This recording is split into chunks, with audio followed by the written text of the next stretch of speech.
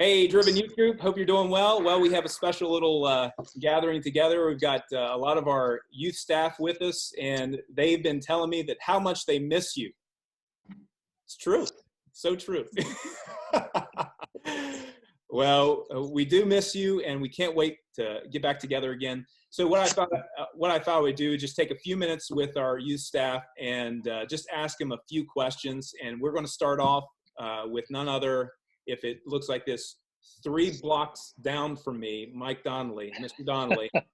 And I'm going to ask him a question, and he's just going to share. And then after that, anybody else, leaders, you can share. Okay, so Mr. Donnelly, what have been some positive things that have happened as a result of our COVID-19 quarantine?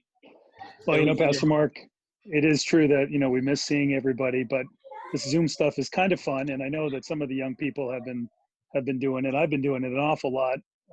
Before COVID, I was doing it a lot too, but now I'm doing it a lot more.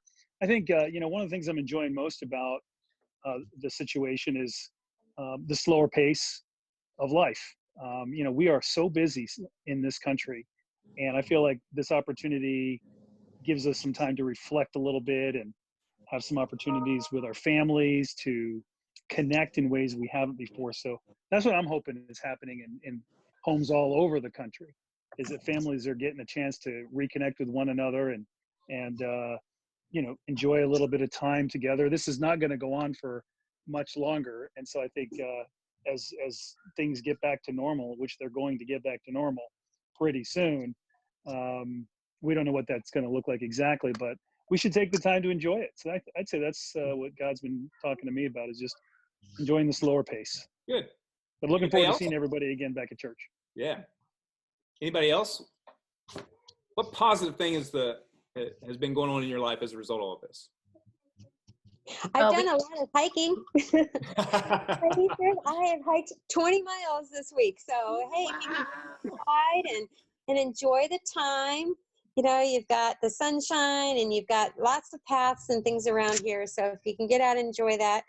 I have enjoyed having all my boys here at home, and Daniel has somebody else to torment besides me. So I am enjoying that. It's really hard, but I do miss everybody, and hopefully I look forward to seeing you all soon. Miss Sherry, I cannot believe that about Daniel Maine. Not that young man. Anybody else want to share? Well, we Tuckers have discovered a new card game. It's called Taco, Cat, Goat, Cheese, Pizza. It is $10 on Amazon, and it is well worth every cent. That is the longest title I've ever heard of. It's awesome. You'll love it. Get it. Okay. You need to text that to me because I cannot remember that. I just got taco. Start with taco. Hey, anybody else before I move on to a different question? Yes, Mr. J. Well, I believe it or not, I have enjoyed really bonding with our family, losing at every board game that we have. I don't think I've won one, but it's been really nice to just hang out with the family. We don't get to do that much, and it's really, really been nice. We've enjoyed it. We've grown closer, and we really had a good time bonding. That's good. All right. Well, let me ask. Oh, hey, by the way, you teens don't know, but I want to let you know that just to in my screen it's that way. Over here, Mr. and Mrs. Hall are celebrating their 27th anniversary, and they wanted to celebrate that for you guys. Did you want to share anything about that? How much you love your wife, Mr. Hall? Can't hear you. Are you muted?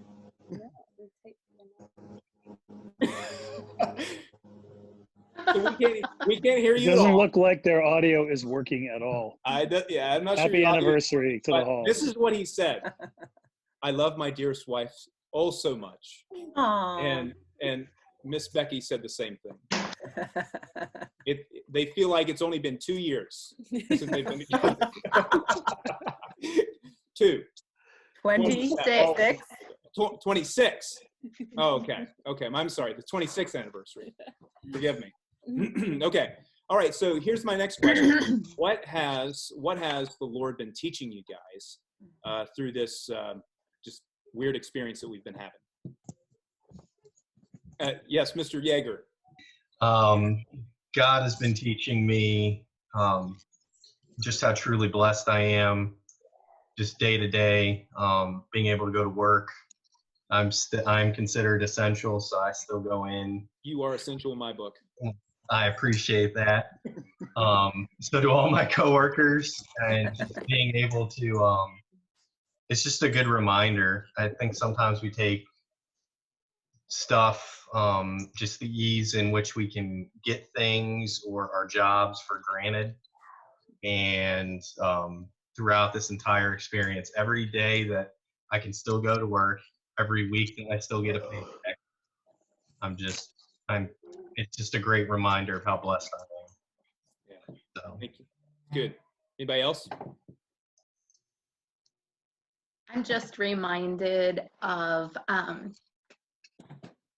just my clinging to the Lord for everything through this. I do not ever feel like I have been in any sort of fear of anything, given all the craziness that's out there and all the fear that everyone's trying to instill in different areas. And maybe that's because I am just kind of hiding from that and not watching my TV or anything like that. But, you know, Preston was exposed to the virus, and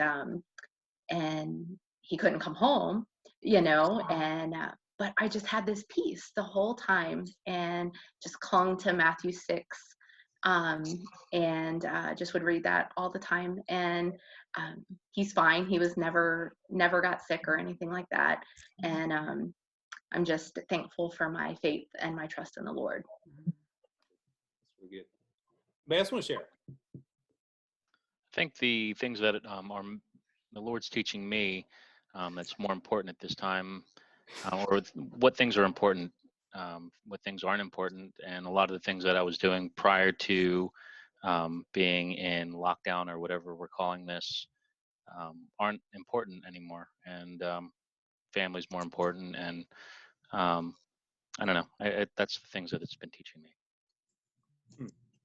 That's good. Thank you, Joe. Anybody else? I think the halls are trying to be heard, but we can't hear them. They want to share. They have so much. They're typing something in a chat, they said.